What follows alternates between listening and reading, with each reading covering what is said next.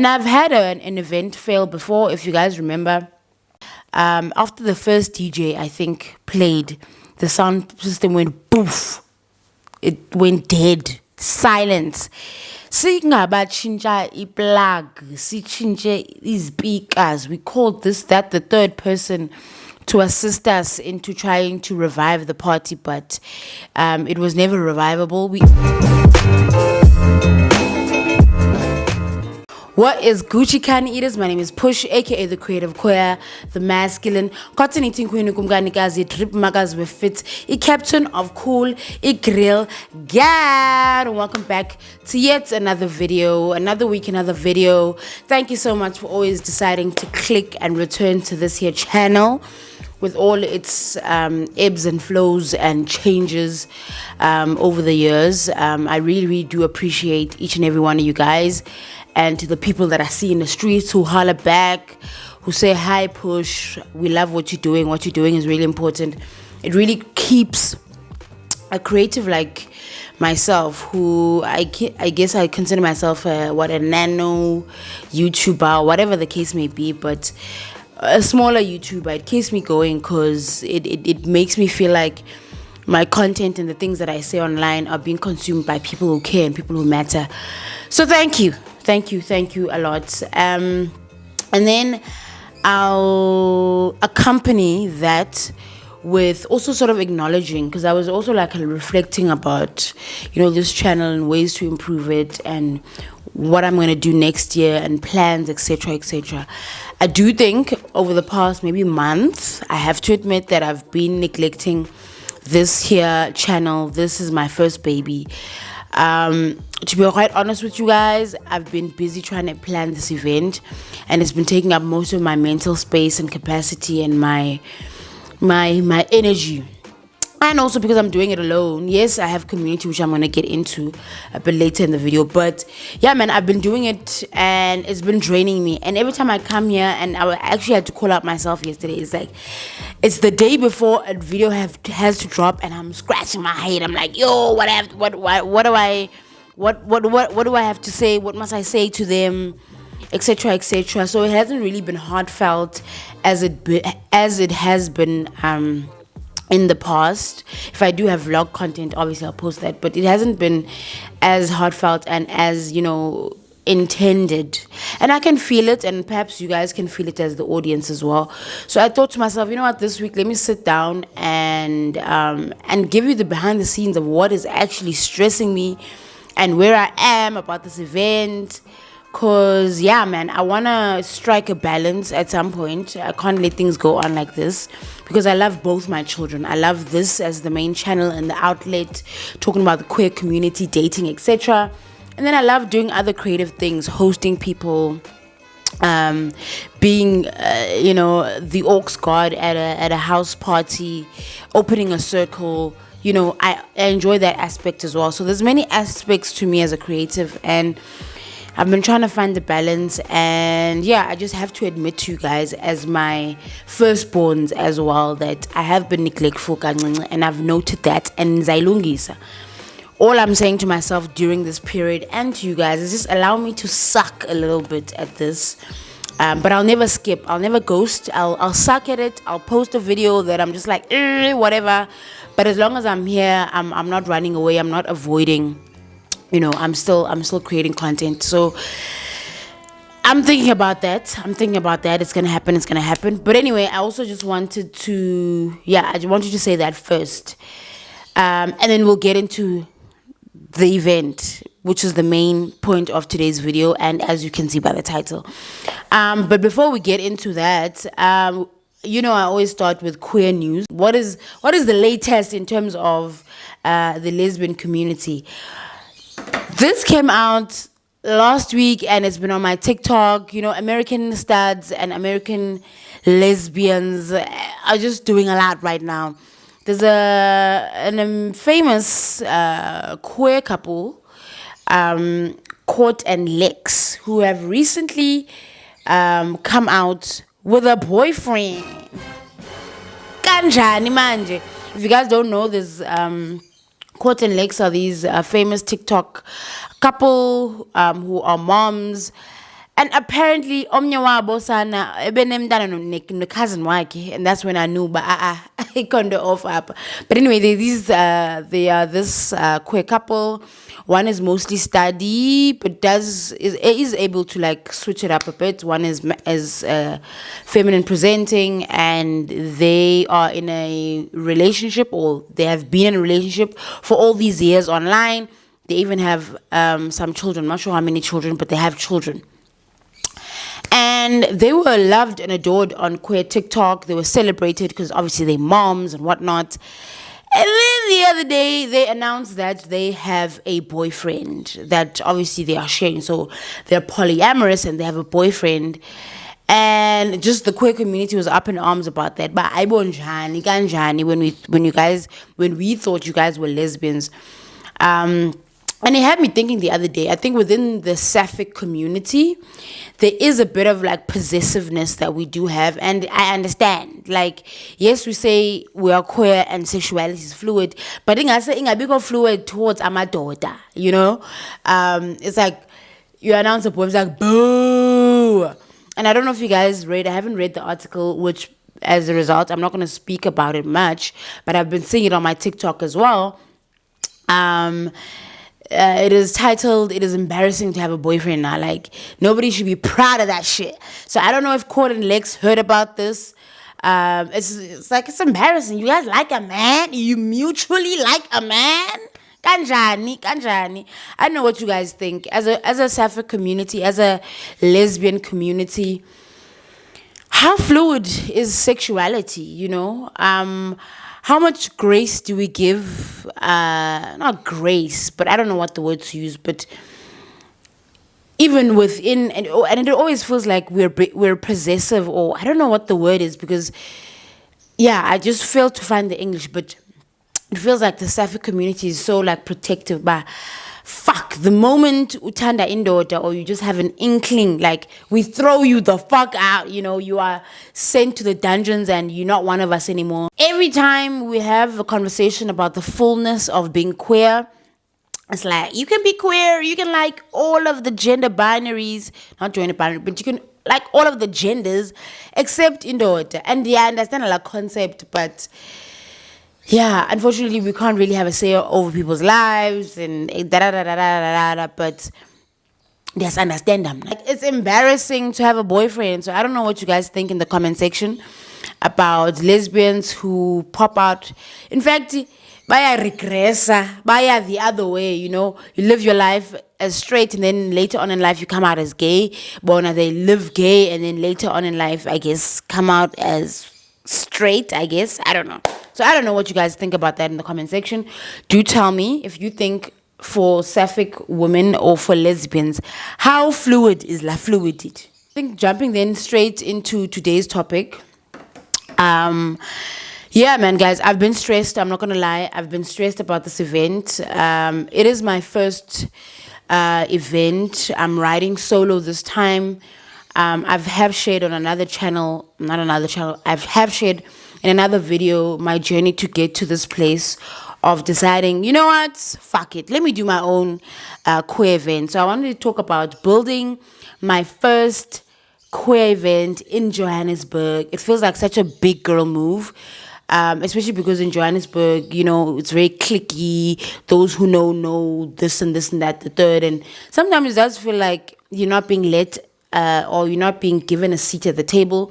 But at some point, you have to like just take the seat. You know what I mean? So that's sort of the energy that I'm moving on. So I wanted to show you guys a little bit of the behind the scenes of what I'm doing. I will project my screen. Yeah. But first, before I do that, maybe to talk a bit about the idea and why it exists. So, the older I grow up, the more I realize, not the more I realize, but the older I grow, the more, in terms of like time that I spend outside of my work, the more I want it to feel like quality time. I'm older now, and I don't really enjoy groove as much. When we talk about groove, we're talking about going out late, drinking, party, coming back the next day, not remembering much, doing the same shit the next weekend. Like dim dalango. So over the past year, maybe, I've been thinking about it. I'm like, yo, dimdala, and I want to, when I go out as a consumer myself, I want to feel like the time that I spend with the people that I'm out with is quality time. That if I spend a ticket today, 200 rand, and I go to this event, it's quality time. This is also something that I've been plugged by my current partner.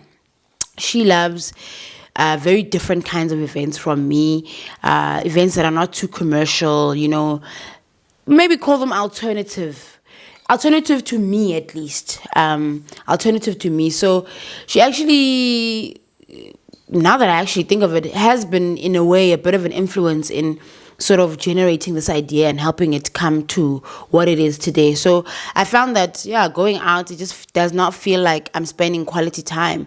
It feels like I see you transactions, as Puma accounting yamo, but the rewards and the return of having spent that quality time, I don't feel them in the morning. And I think this is probably why things like post-groove depression even exist, because we feel so emptied and nothing was replenished back. So that is me now as a consumer of groove and as a consumer of going out and going to certain events. I was like, one, I don't want to be out too late. Two, I want to feel like when I'm out, I'm spending quality time. Besides going to a restaurant and sitting down and talking directly to my friends, I want to be out. I want to be in the sunshine. I want to be listening to music.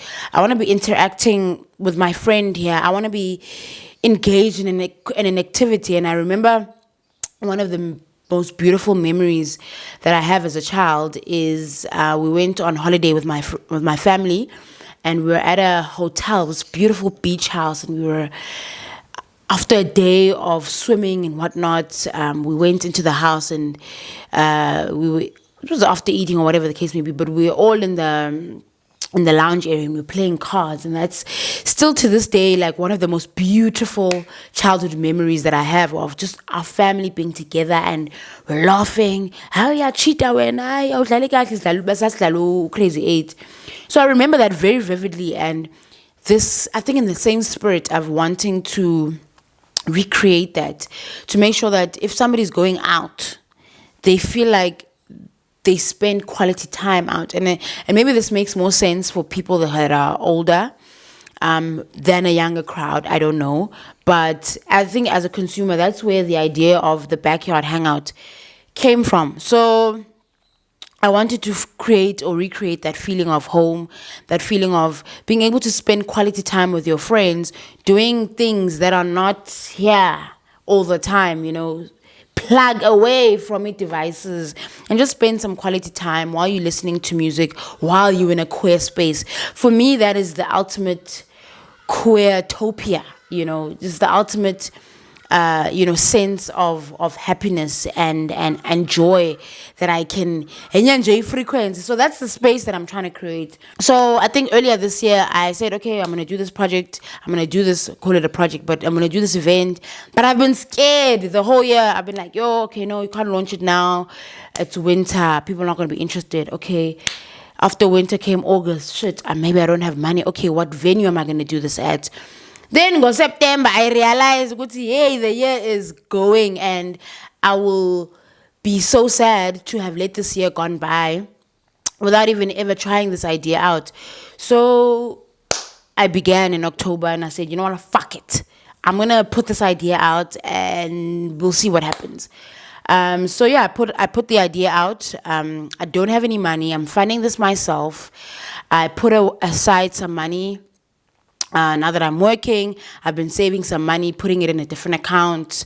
So I'm funding this whole thing myself, curating it from scratch myself. I had contacted a bunch of designers to design the logo and whatnot, but I thought to myself, right now, designing a logo and a brand like that, it doesn't feel like a tangible return on investment. Jonga, listen to me. I'm a PR CPM, okay? It just didn't feel like a good return on investment. I need to invest in things that will grow my brand in a very tangible way. So shout out to my girl Canva. Do you know Canva can do a lot of things? I wanted to show you guys. Let me project my screen real quick. Planning an event. So number one, you're gonna need money, lots of it. Usually an event, a small scale first time event, you could budget about 30 to 40K to throw the event, and you probably won't make you either will break even or you probably won't even make your money back. That's one advice that I'm going to give you. When you're starting, I think you're just throwing in capital so that the brand can grow. And that's essentially where I am in terms of this event. I'm not making any money out of it. The money that is going to tickets is paying basically myself back.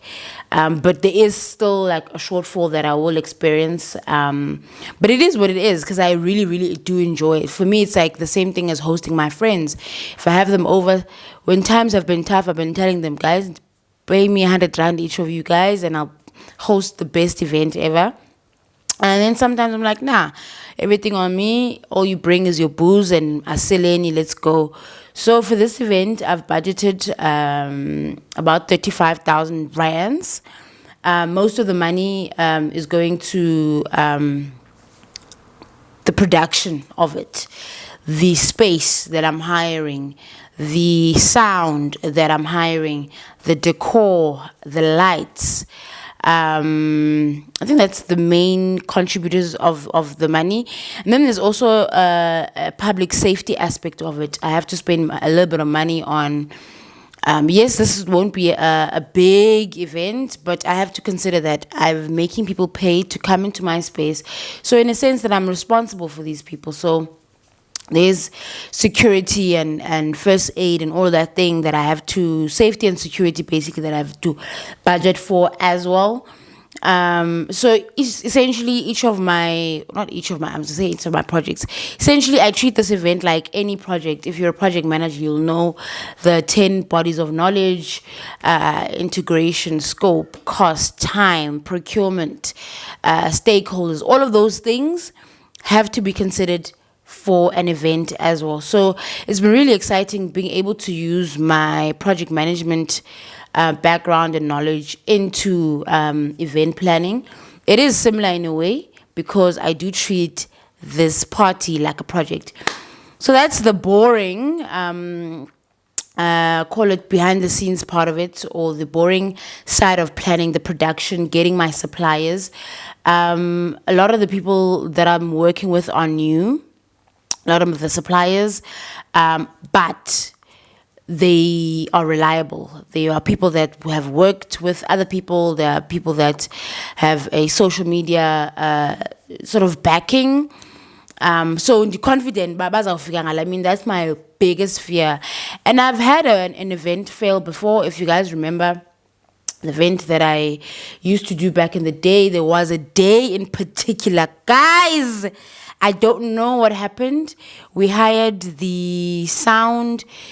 We started the event. It was nice.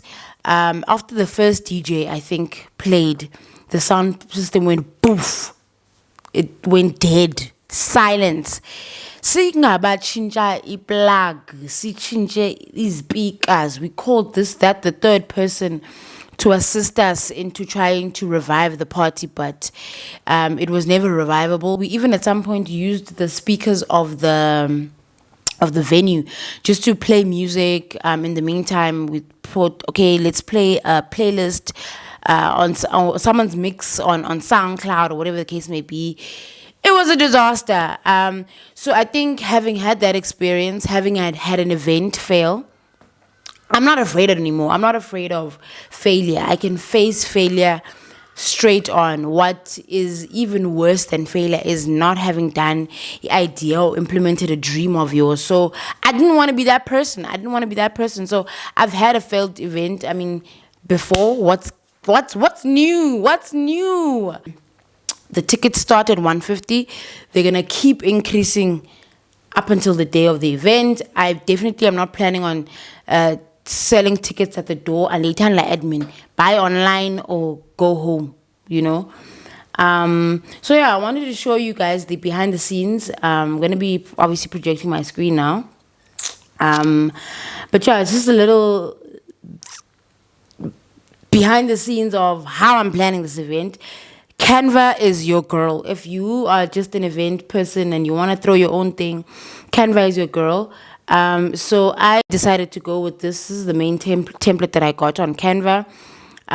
It has this picnic sort of theme to it, which is essentially what my event in essence is about. It's like a picnic, but while you playing outdoor games, while you playing games with your friends, while you listening to music as well. So that's the main idea. The reason why I did I put like a disco ball there is to also signify that this is also a party, you know. You're also gonna have a good time here. Like you're also gonna get up on your feet and you'll say, "Oh my God, Ingomayamu." So yes, there is that aspect because you wanna have a good time. You wanna, you know, not spend, but yeah, you wanna chill. So yeah, I did a little disco ball there and it looks like it's like swinging into the screen, and that has been essentially the mood for the event. The gourmet booty rolls, this flamingo. There's a pool there, so this is sort of the deco. The cards there symbolize, okay, this is games. The radio, that's the music, sound, the aspect of it. The sunlight, because we are out in the open in the sun. Kumnandi. I did tell you guys about the outdoor games, so we're gonna have giant Jenga. I'm excited to actually play giant Jenga. I've only played the Jenga where you sit, so this is a giant Jenga where, imagine like you're holding a drink and then you're pulling out, you're laughing with your friends, kumnandi. You guys are standing. That's the kind of Jenga. Then there's 4 in a row. I know you guys know that that game where you have to stack 4 things in a row, but this is like a life size one. That I've hired, like where you're gonna slot your things there. Like imagine an afternoon of that while you're having a drink with your friends, guys. I wish I was coming to this party as a consumer. Then there's beer pong. The famous beer pong. It's lovely to play this one in a group kind of setting. Cornhole drinking game. It's basically you toss like a bean bag, and then it will land on a circle, and then we'll say, all the red team must drink or blue team must do that. So it has those different commands. And then there's pool, which is obviously upuli. And then there's cards. We're going to have cards as well. And then there's also going to be soccer table or foosball, as they call it. So those are all the field games that we'll have. I'll also have like maybe a ball because the venue is quite big. It's this big ass mansion. And we're going to be partying at the backyard of this big ass mansion. Imagine that. Guys, what happens to house parties? I also think this is the 90s baby in me missing house parties that's hosting like this. So it's at this big yard. I'm also thinking of just getting a ball. If you guys want to kick a ball around in the field, you know, that kind of thing, you can do that too. So yeah, that's what's happening there. And then, okay, this was just something that I was doing just to show you guys the vibes. These are the vibes. This is how I'm going to direct the photographer on the day. But photographer, get black people in the sunlight, you know? Yeah, capture them like that. Then I introduced this concept of the aux guard the other day. I was a bit nervous about it. But the aux guard, for me, a backyard hangout is like, you know, hosting your friends. And at a backyard hangout, there's always an aux guard, that person who knows how to play the good music. And at house parties all the time, we are liwa over the aux. At this hangout, I go liwa over the aux. I have a couple of DJs that I've obviously invited, but the whole concept is an aux guard, but they will be actually DJing on decks, kind of a thing. So it's not like I'm giving them the phone to play music off of Spotify. They will be DJing. I just calling them aux guard as a concept. Yeah, concept. Then obviously DJs. First up is me. I'm playing a different genre this time around. I do know Afrobeats has been my first love. I will always love it, no matter what. But I've been playing some sing-along, some R&B, 90s music, and I've been having a good time. So look out for that set. I'm not sure when I'm playing yet. I haven't decided on times, but you will be singing along. You will be singing along. I also announced this DJ today, Gael. Gael is a friend of a friend, and she's good DJ. Make sure you have like your Shazam on standby, because she always plays these bangers that I don't know. At least me, I don't know them. The other DJs I don't want to reveal yet. You have to take a look out on my social media, on the Backyard Hangout. So I'll skip through there. I also spoke about the food. So imagine it's a hangout. You're in the backyard. You're having like booty roll, like a gourmet booty roll. My friend Aya, she's also like a host with the most. Every time I go to a house, I know I'm gonna have a good time. So she is in charge of the food on the day. So she curated this menu for us. Gourmet booty rolls. These are gonna be delicious. We're having the pre-party this weekend with my friends. We're gonna be tasting this menu. Because of Amnandi, trust me. Then also on the menu is some wings. And then she's doing them in 2 different flavors, and then corn on a stick, darling. So I'm Nandi, and she's doing it in a garlic and herb, also and a hot Cheetos. So it's nice. Drinks and cooling off. We will be selling ice at the place, at the venue, at the event, with some slushies as well as ice cream. When last did you have ice cream, guys, at an event? When last did you do that? So again, going back to this idea of home and the safe space where you just hanging the fuck out. So that's what we're doing. Alcohol, I'll pause for now because I'm still sorting things out, so I can't say much on that yet. But yeah, man, these are the vibes. These are the vibes. I've shared this on the Backyard Hangouts. And yeah, the last slide is a picture of where it literally all began, in my backyard at home. We were braaiing, and my dad always loved to bring his friends over to braai, to celebrate, whether my sister or myself got an A aggregate for the term, we passed the term, whatever the case may be. We've always been celebrated by our parents, so that is where it all began. What else did I want to tell you guys about starting your own event? Yeah, man, just do it scared. And I'm not saying this, from just an event. Whatever it is that you're busy planning and doing, and you don't know how you're gonna do it, just do it. Do it scared. Uzobona phambili. Plan izawuhlangana phambili. And that's what happened essentially for me, because most of the year I was looking at it as this big, audacious thing that I want to do. But as soon as I launched it, everything else fell into place. Like the universe was like, we're going to do this event. It's going to happen, So everything else just has been falling really into place. And it's been good, man. So if you're in Johannesburg, if you are close to Midrand, the party's happening in Midrand. Come through to Midrand. It's going to be nice. It's going to be lekker. It's going to be lekker.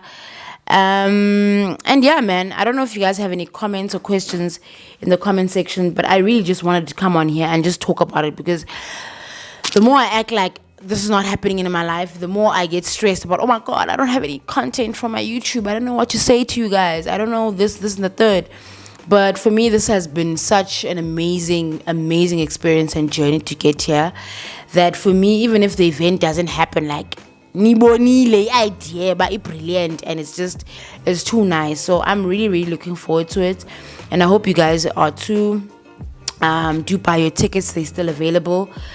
And yeah, man, I will see you guys on the 6th of December or in the streets, if you will. But that is essentially how you build it. You start with what you have, and it's the same principle that I applied with this YouTube channel. I started with my phone in my bedroom back when I just moved to Joe, and back when I was staying in Kimberley, all the way to my own apartment in Johannesburg with a camera and a microphone and some lights. maybe the next part of my life, I won't be having to worry about that. I'll just have a whole team who just sets everything up and I just sit on the seat. So so this is the start of many other ideas that I still want to implement to grow this idea, but I hope you guys are excited for it as much as I am. And yeah, man, that's all I wanted to tell you today. And hopefully over the next year, over the next weeks, I need to start planning my content for next year, because I've been neglecting this channel, like I said, and I don't want to do that. So things are going to improve. I promise you that. But anyway, guys, I will see you guys in the next video next week. Probably next week you'll be seeing a vlog. I don't know, but stay tuned. Thank you so much for supporting me and everything that I do. I really, really do appreciate it. It is because of that I'm a YouTuber, because you guys consume my content. I am grateful, to say the least. But anyway, I'll see you guys next week. Peace, mwah, in the Middle East. Whoopsie.